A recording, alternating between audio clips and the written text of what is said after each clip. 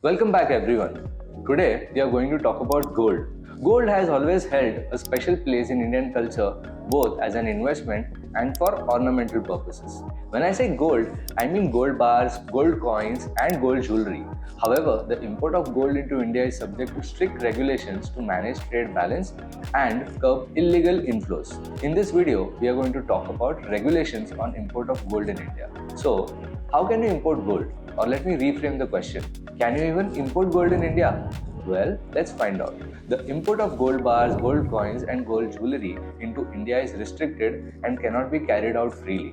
Importers must follow specific procedures to bring gold legally into the country. Currently, gold can be imported through the following channels. First being DGFT import authorization. This is more like a commercial route which is taken by most of the businesses in India having a valid import-export code, that is IC. The Directorate General of Foreign Trade, that is DGFT, grants an import authorization for eligible entities that meet the required conditions for gold import. And of course, effective rate of duty on gold as per the customs tariff will be applicable on the import. An importer can apply for an import authorization with DGFT and start importing gold. To know more about DGFT import authorization, you can watch our video on restricted item license, which captures all the details including documentation and the procedure for obtaining the same. Next is by obtaining a TRQ license under India UAE SEPA scheme. This is again another commercial routes of importing gold in India. Under the tariff rate quota, that is TRQ scheme, as per the India UAE Comprehensive Economic Partnership Agreement, also known as India UAE SEPA, eligible importers can bring gold at a concessional duty rate, which is currently 1% lesser than the effective rate of duty on gold imports.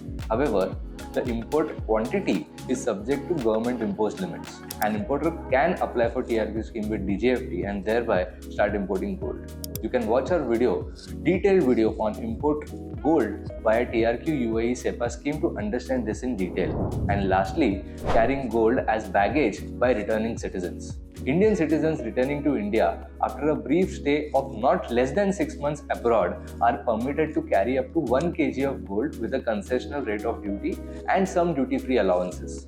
The duty-free allowances are only given to the passengers who have stayed abroad for a period of more than 1 year. Let's study the duty-free limit for a male passenger. A male passenger returning to India after a stay of more than 1 year abroad can bring up to 20 grams of gold duty-free, including gold jewelry, gold bars and gold coins up to a maximum value of Rs 50,000.